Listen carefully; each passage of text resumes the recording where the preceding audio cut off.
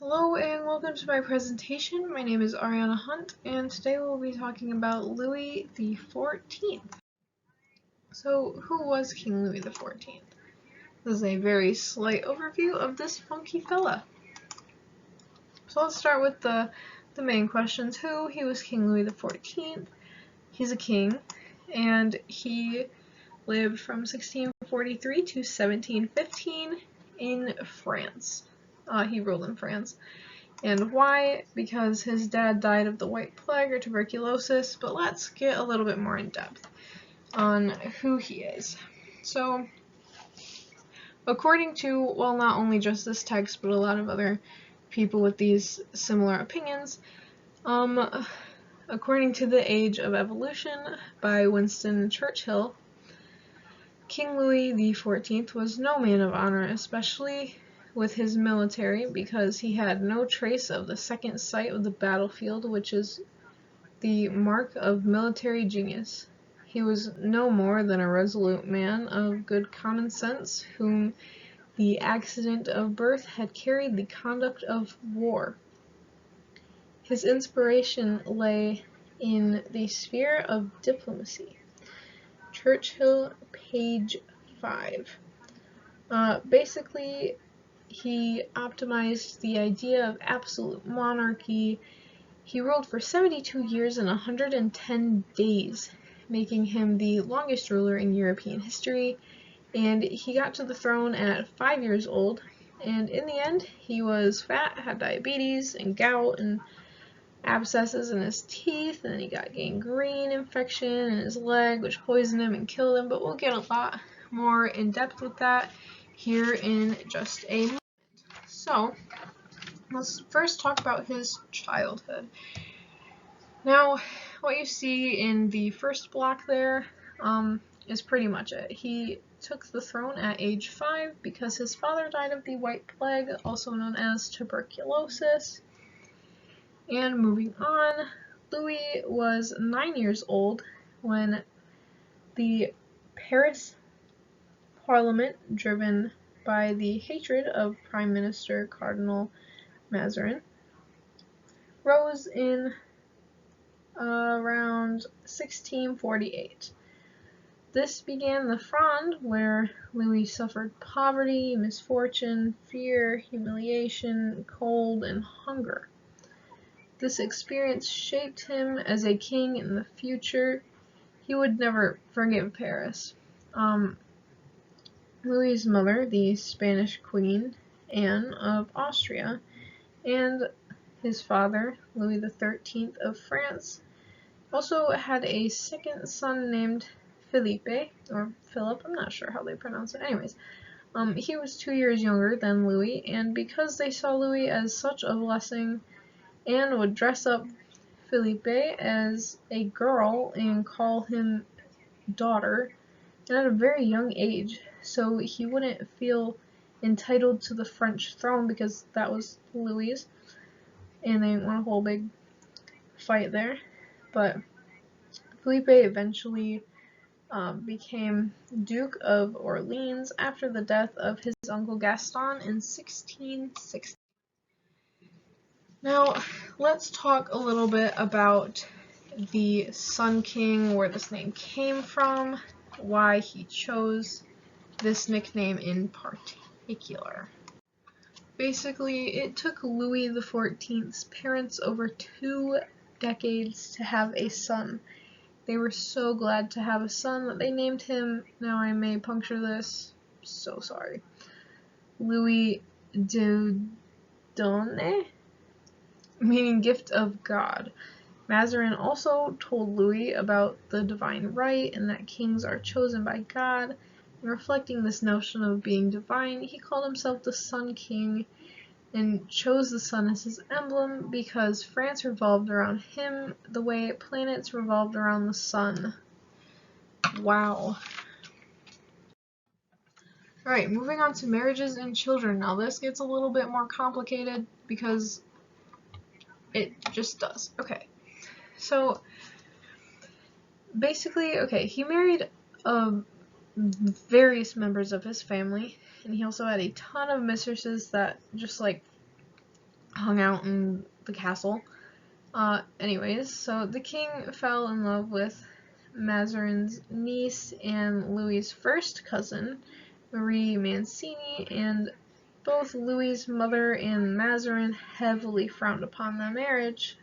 Later, Louis married King Philip IV's daughter, Marie Therese. For more political reasons than romantic, the marriages with the two cousins helped ensure the peace treaty that Mazarin had sought to establish.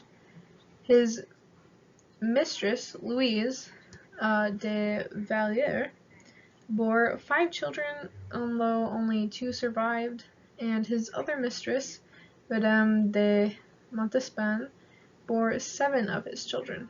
Now, keep in mind he had 17 kids in total. Louis's son and grandson both died before he did, so next to his throne would be his eldest great-grandson. So this may leave you wondering, like it left me wondering, how in the world does a minor, 9-year-old, get married, and who rules the living parent or the wife? So basically, Louis XIII, which is Louis XIV's dad, wrote in his will before he passed, well, obviously before he passed away, that he wanted his wife, so Louis's mother, to be young Louis's regent, or basically a ruler in place of a minor child that is next to throne, so kind of like a little placeholder. But his wife, Anne of Austria, because he was married at age 9, was able to annul the stinking council and took over as Louis's regent. How rude. She and her chief minister, Cardinal Mazarin, had some difficulty with the country's nobles and judges who revolted against the crown and a bunch of rebellions. And from that situation with his wife and chief minister, Louis suffered a bunch of humiliations, like having to flee Paris twice. Then Louis XIV just didn't trust anyone, didn't trust his noblemen or people alike, and he especially did not trust, by any means, anyone in Paris. So, were his wives just chill with him cheating a ton? Was this even considered cheating at the time, because a lot of the kings did it? Maybe it was a normal thing to do. I'm not sure. I couldn't really find any answers on this one. But assuming that it would technically be considered cheating, by all means, then the question still remains, were his wives cool with him cheating? So in 1660, Louis XIV married Spanish Princess Marie Therese. For all politics and peace between the countries. He also had a large number of mistresses. 3 of them gained semi-official status, appearing next to him at church and even going off to war with him. That's crazy. Among other benefits, the first of those 3 became a duchess, the second got a chateau with 1,200 gardeners, and the third wed Louis in a secret ceremony after his last wife died. Now, many of his illegitimate children, which are basically the kids that were born to the mistresses, were given a proper education and were considered part of royal society. It is also likely that the wives were secretly having affairs with other men, such as gardeners or servants, but it was much more of a secret.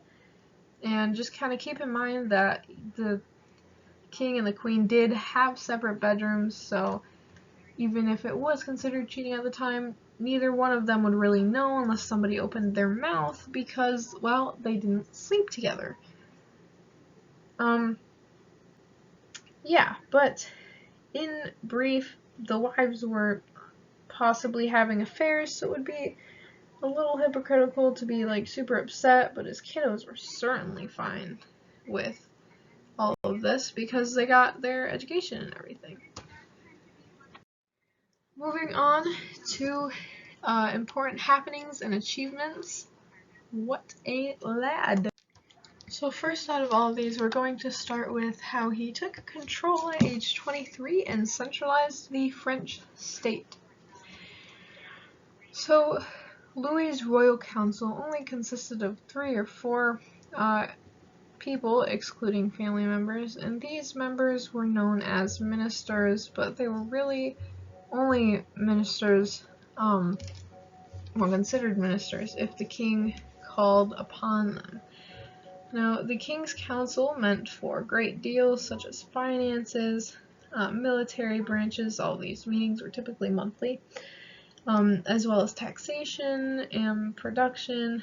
But one of the ministers in particular, Colbert, was highly successful as a minister because he highly affected the economy by raising taxes, rationalizing where they're going. Colbert's largest success, however, was his attempt to build France's navy. Great move on his part. He organized a recruitment system and made schools for marine engineering. Great idea, by the way. But King Louis had these courts because he reigned in such a very poor time with a lot of issues, such as food shortages due to a mini ice age, that kind of caused crop failure, and thus leading to many epidemics and people dying and starvation. And he also decided to keep going to war, so France was unable to become a bigger power because he wasn't able to get a larger share of the sea trade, which was enriching to all of his rivals like England and the Netherlands. Now, this probably would have helped his people had he not gone to war and kind of put that money for, I don't know, feeding his people, but that's just my opinion. Alright, so moving on to feudalism. What exactly is feudalism? It's essentially the dominant social system in Europe where the nobility held land from the crown in exchange for military service, all while peasants had to give the king respect and labor and share of their produce in exchange for any military protection. That's insane. Feudalism really impacted France, though, because it was basically how they ran things for quite a while. Kings would give out these land grants, and they would be turned to what we would now call landlords. Eventually, it had to come to a halt because due to economic changes that made feudalism too difficult to maintain. France was one of the last to get rid of feudalism, which may have played a part in their snowballing economic crisis. Luckily, they got rid of it when they did, because it would have been a lot worse had they not. But yeah, it probably would have been a better idea to end that a little sooner, kind of hop on that bandwagon when everyone else was kind of getting rid of this whole feudalism thing. So that brings us to the next part, and that would be how he tried to eliminate feudalism. So basically, after the French Revolution, the National Constituent Assembly, which is a body of representatives made to accept or deny constitutions, they completely abolished feudalism, and the nobility and the church all agreed to get rid of feudalism altogether, which was a great idea, so that was pretty epic of them. And now we will be moving on. This, if you didn't know, is the Palace of Versailles. This was mainly built to kind of get away from Paris a little bit. Yeah, and a lot of these things, like these designers over here, were the three that were hired by King Louis to do this whole project. But like the floor tiles here were all stuff that was like imported from Italy, and there were things imported from a lot of different places. And there was gold and silver and all these huge paintings, absolutely gorgeous in the windows. And it was beautiful. And I really think that that was also kind of to show off for King Louis, to kind of show off to everybody else that, oh, hey, this is like a super cool thing that I'm doing. And then everyone else would be all like, oh my goodness, yeah, he's got all this money and everything's under control, and it would kind of make it seem like he was much higher of a power than he actually was. Though he wasn't really falling that behind, we were still kind of slacking. But anyways, the Palace of Versailles was originally a hunting lodge for King Louis XIII until King Louis XIV was brought into rule, and the palace was representing great wealth and power. So like I said, kind of showing off his wealth and his power and making him look awesome. But this palace is now not only great for tourism, but also a symbol of absolute monarchy system. Everything about Versailles was just extravagant. To design the palace, the king hired the best of architects, so Louis Leval, and then for the gardens he hired André Lenoir, and for decoration he hired Charles Lebrun. Moving on, we will talk about the Throned Rebellion. Now that is essentially, yes, the angry French mixing with the kings and queens that are just existing and doing things how they were taught to do by those above them for so many years. Essentially what happened here was, though this change didn't long remain, King Louis XIV changed the capital of France to Vienna for his fear of the rebellion.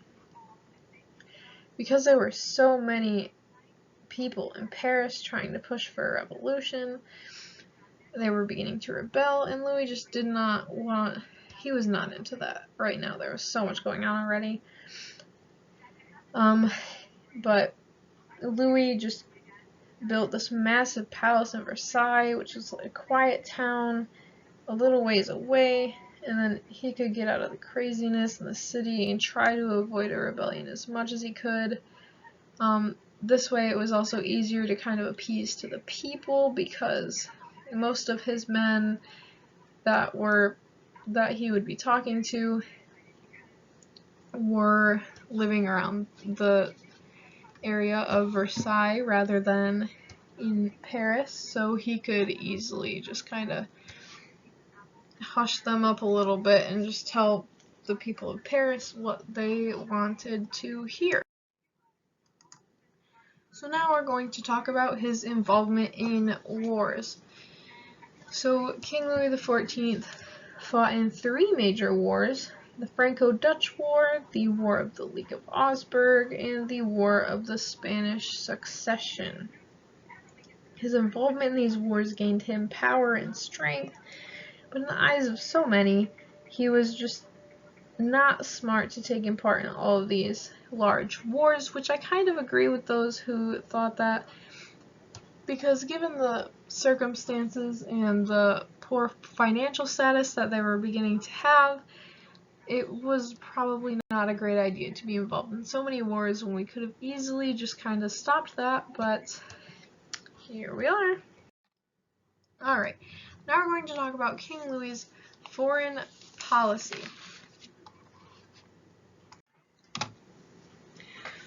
So to start out, King Louis just always strove for supremacy in everything that he did, especially when in the face of enemies. So in order to have some Spanish power, Louis married Spanish Princess Marie Antoinette, which helped lead to the War of Devolution, which was for the conquest of the Spanish land. Then the Dutch got all angry and moved against him with the Triple Alliance of 1668, which was the Netherlands and England and Sweden, and all of them were against France. And the Dutch were all offended that Louis would fight against them, and it was a whole mess. And then the French relations with the Dutch all just turned into commercial rivalry, and in 1672 Louis started a third Dutch war with intentions of crushing Holland, but that pretty much killed the treasury. Now that was not a very smart move, pal, because we're already down on our money and our food, and now we're going to another war. Wouldn't be your best bet. Moving on.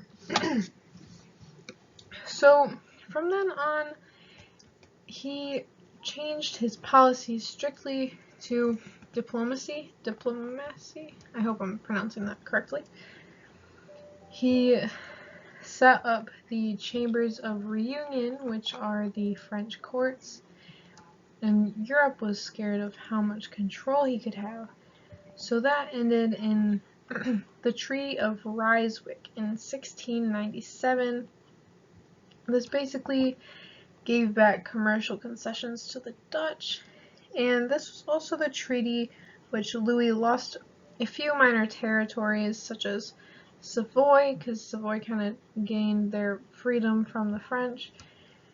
Yeah, and Louis fought his last war, the War of Spanish Succession, which left France in debt and weakened the military, and Louis's grandson still got the Spanish throne though. Way to go, pal. But man, Louis is not doing too hot. He's just leaving a huge mess for all of his grandsons to pick up at the end, and it's just not ideal. Sorry, buddy, it's just not cool.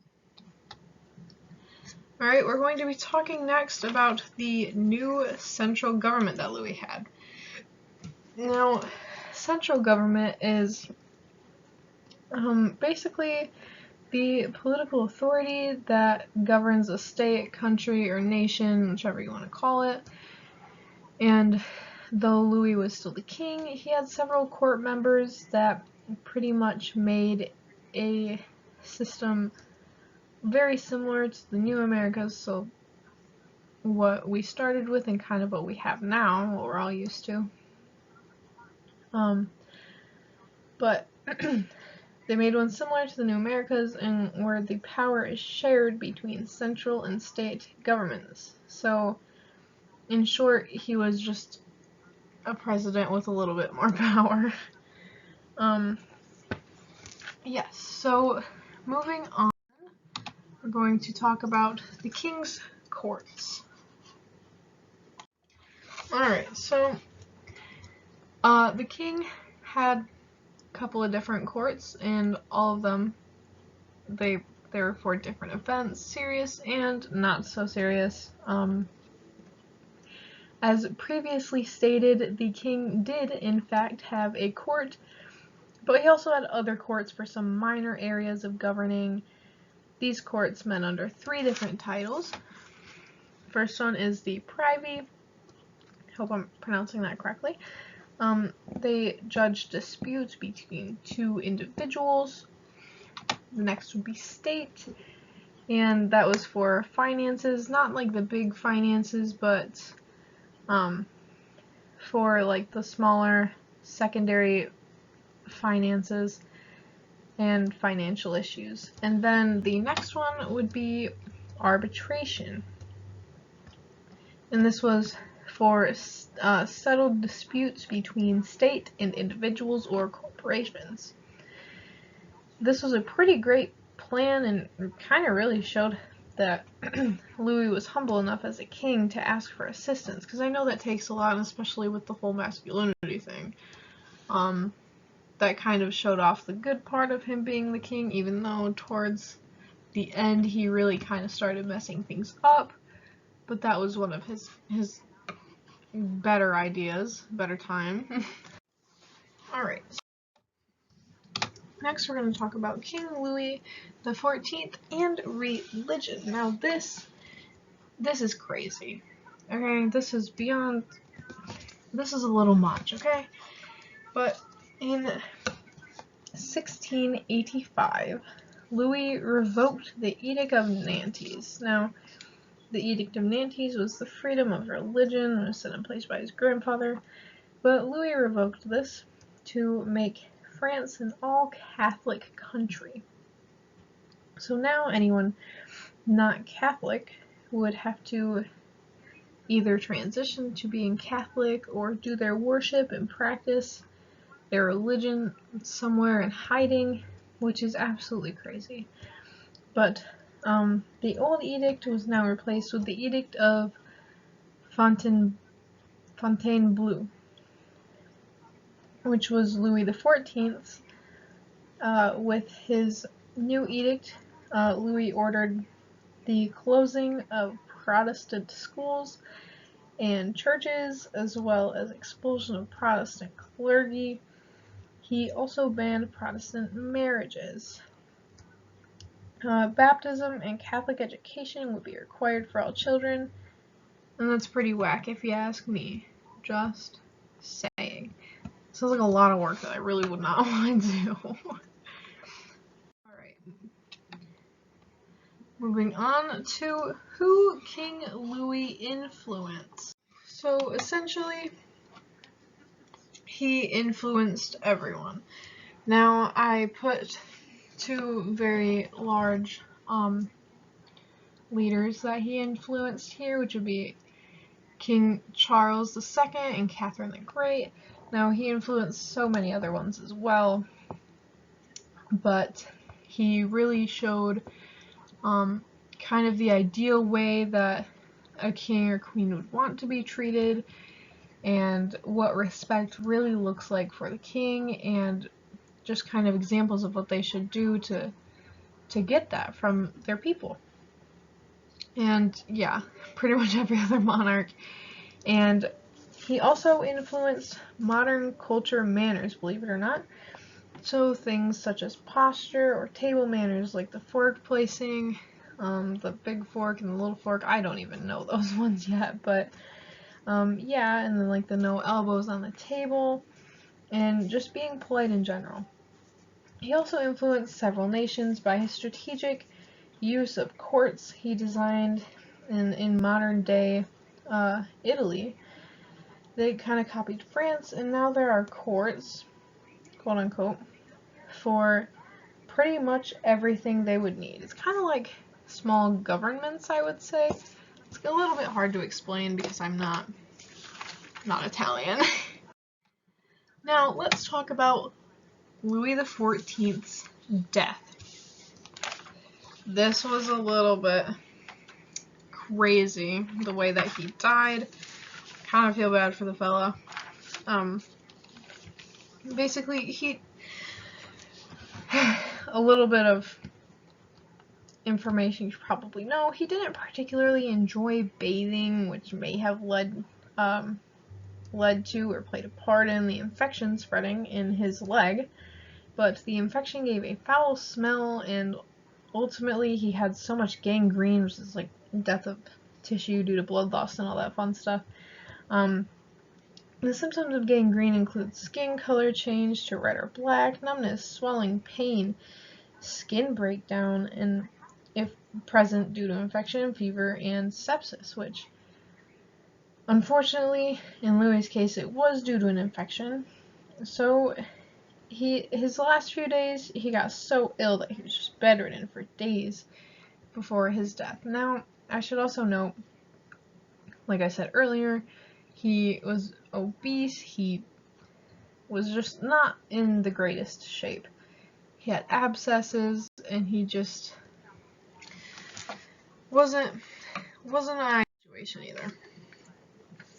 Now, let's talk about the death of the king and the loss of everything.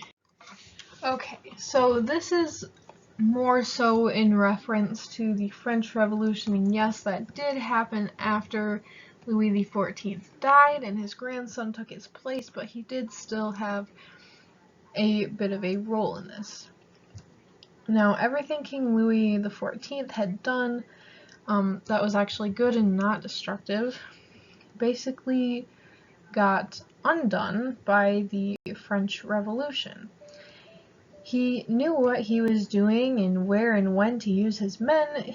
He had placed them during the Enlightenment period, and these people who got new ideas on politics, and the aristocracy was later called upon to help ease France's economic crisis that they were going through due to King Louis XIV's just passion to keep going to war for whatever reason. Power, I guess. But yeah, they declined in fear of declining in economic power, which was clearly a very large deal back then. So now leading to one of my favorite parts, I think it is the most interesting, though it is a lot shorter than the rest of this, would be just life lessons from Louis XIV. So one of them, and the first one that I'm going to talk about, is talk less and listen more.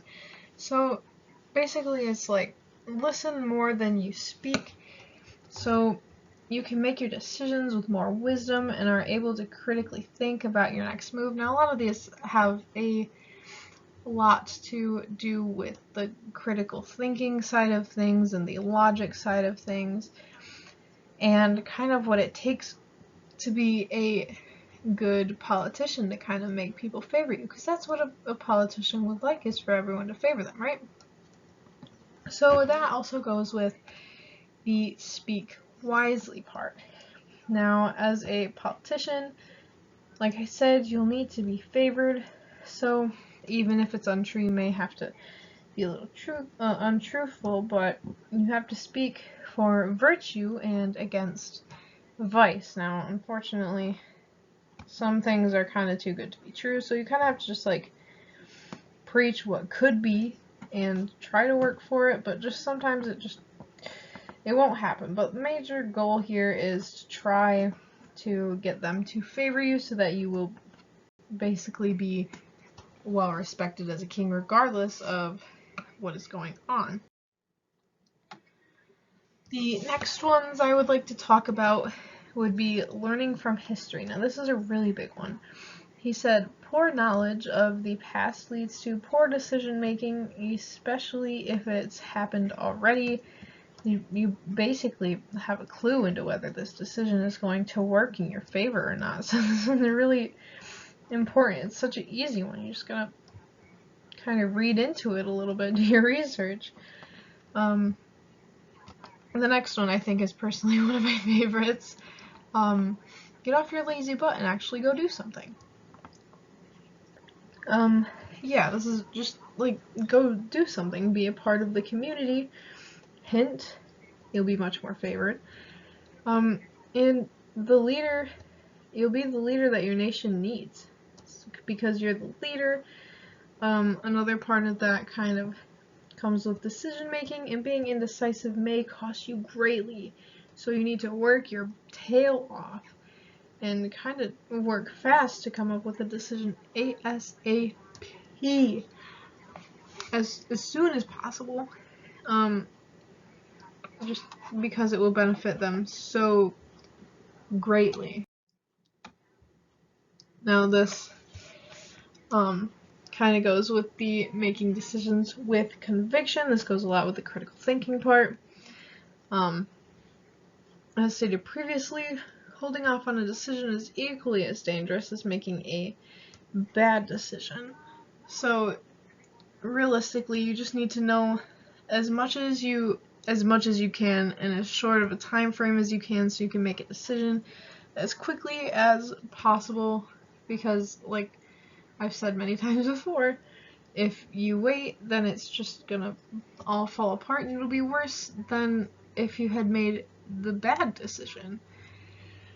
Moving on to the next one would be have no favorites.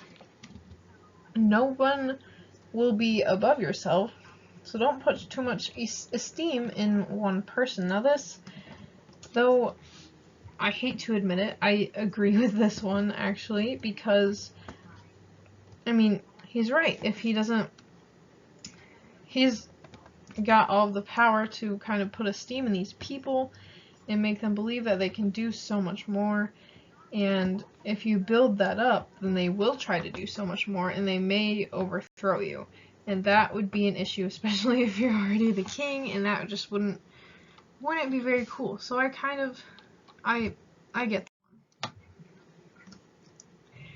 Now, this one is, true friends are never yes men.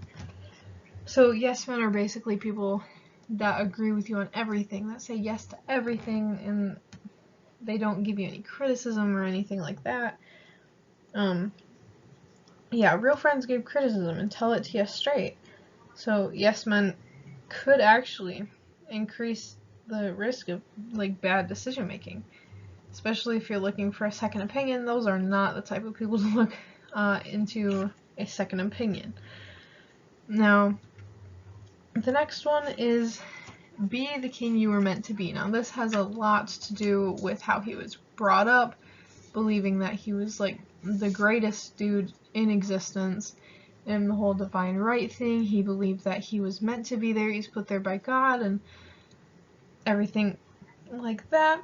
So because divine right, he believed that he must be the king that he was born to be, and nothing short of that. So yeah, he needed to rule well, he needed followers, he needed people that were going to support him, and realistically, he wanted a lot of power, which makes sense.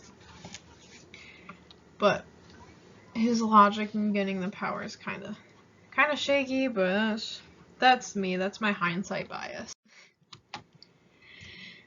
Now, I believe this would be the last two, and probably my most favorite. The first one would be, you are the only one responsible for your fortune. Now, this is kind of like, okay, your circumstances are on you and you only, and this could be both an element of pride because, like, oh, I did this great thing and it's me, it's all me that did it, so, and I'm the only one responsible for this great thing, or it can be an element of taking responsibility for anything terrible that happened, anything wrong that happened, anything wrong that I did, and then attempt to fix the issue. Now, the next one, it sounds bad. I agree with it, just simply because of the times, they were different, and just kind of the way that things worked, but you'll find out why. So be watchful of advice from women. Now, it seems sexist, I promise it is, but it's not as bad as we would think.